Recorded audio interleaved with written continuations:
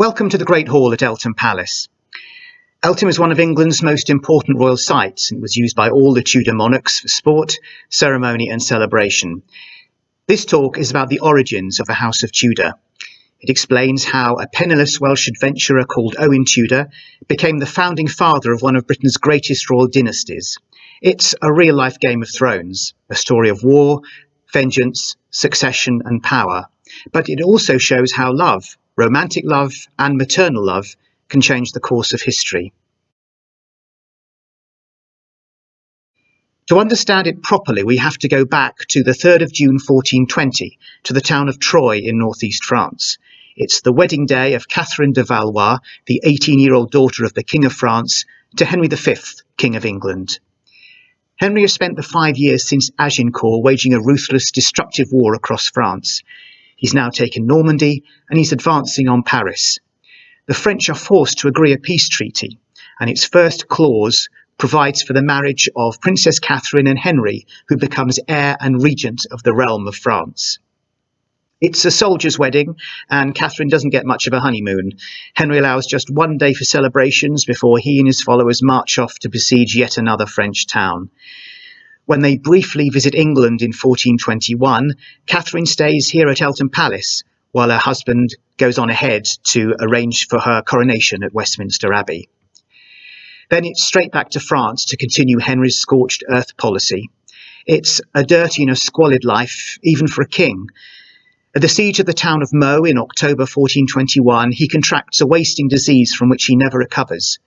Within a few months, Henry V, the most feared soldier king in Europe, is dead. Catherine is now the Dowager Queen and a widow at the age of 20. At first, her life is dominated by raising the son she has borne him, the future Henry VI. They spend a lot of their time here at Eltham, enjoying the hunting grounds and the landscape gardens. But after about 1427, Henry spends more and more time away from his mother, being prepared for kingship. Now, Catherine is still a young and attractive woman. If she were to remarry and have other children, this could cause dynastic complications.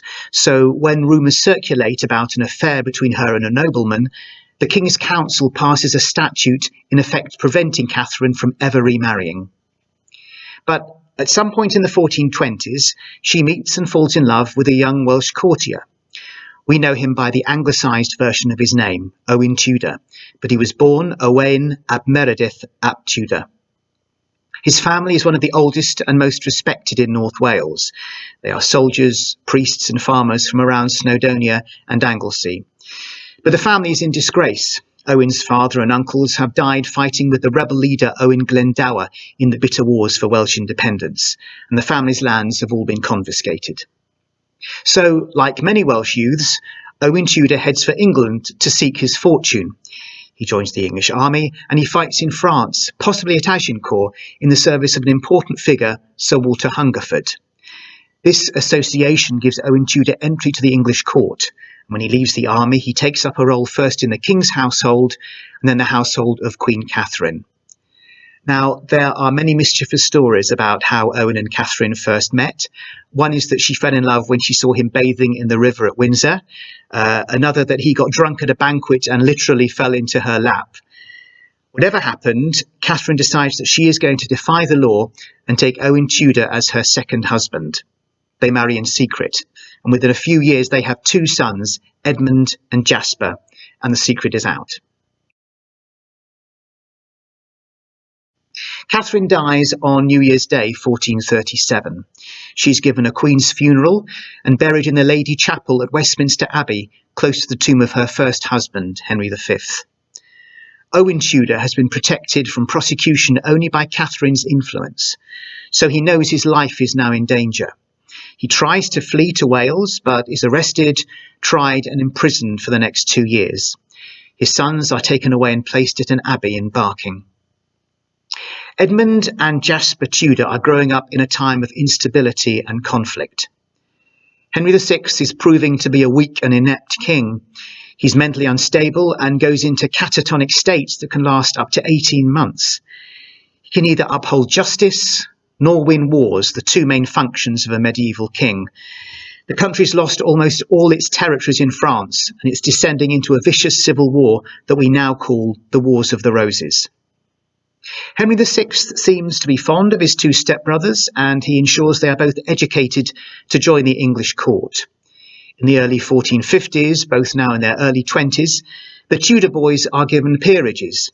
Edmund becomes the Earl of Richmond and Jasper the Earl of Pembroke. In 1455, the elder brother Edmund is given a handsome advancement through his marriage to Margaret Beaufort, niece to the Duke of Somerset. This is an age of early marriages, but it is still shocking to us that Margaret is only 12 when she marries and becomes pregnant by Edmund. Edmund Tudor never sees his child alive.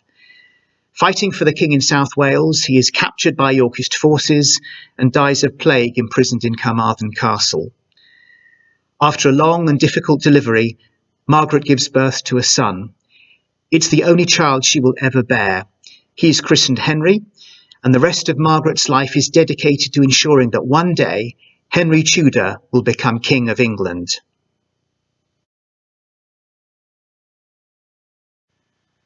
Meanwhile, Owen Tudor has been pardoned for the crime of marrying Queen Catherine.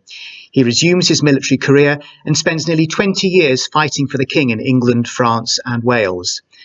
A veteran soldier, he's one of the leaders of the Lancastrian forces at the Battle of Mortimer's Cross in 1461.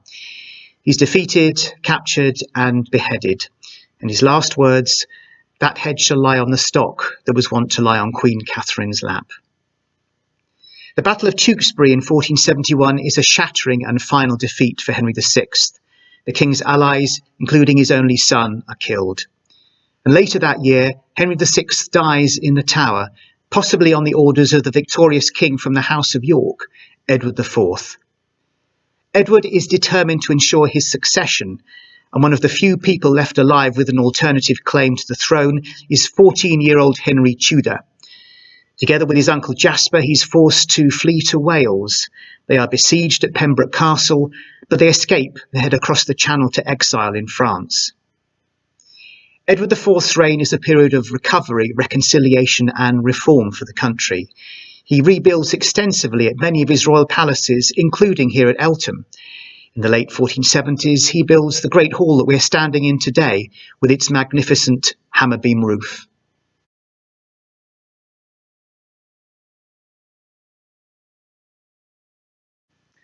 Meanwhile, Margaret Beaufort has remarried twice to rich and powerful men. She's shrewd and tough with an iron will.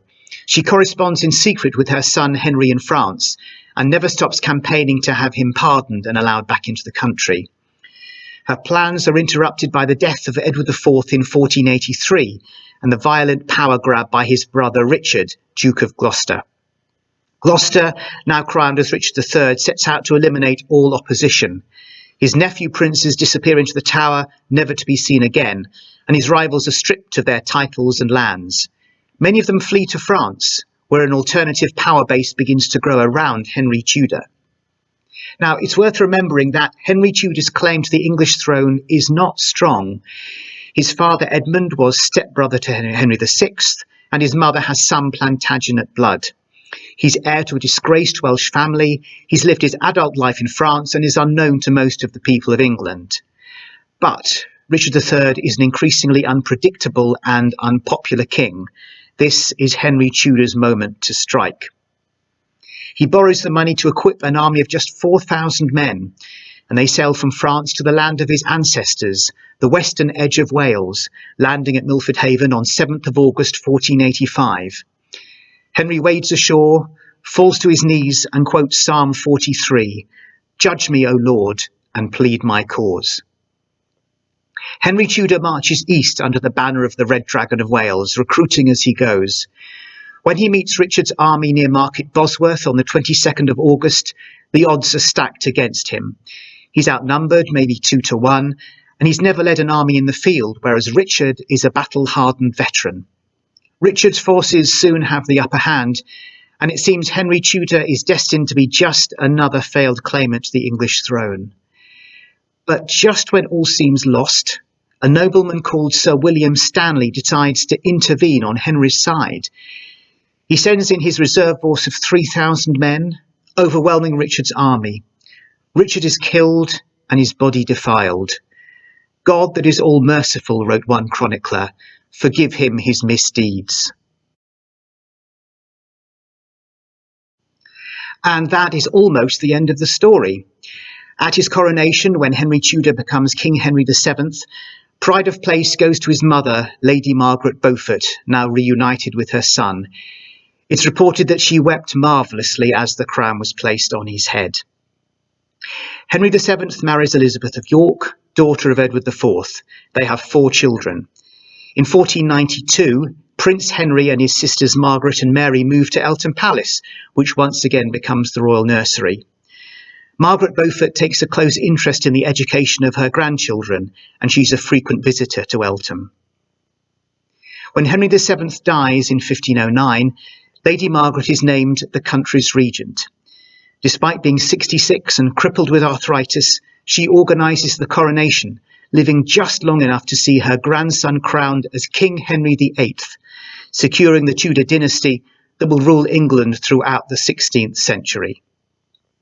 It's a magnificent ceremony at Westminster Abbey, and one that far outstrips the hurried soldiers' wedding between Henry's great-grandmother, Catherine de Valois, and Henry V, 90 years earlier.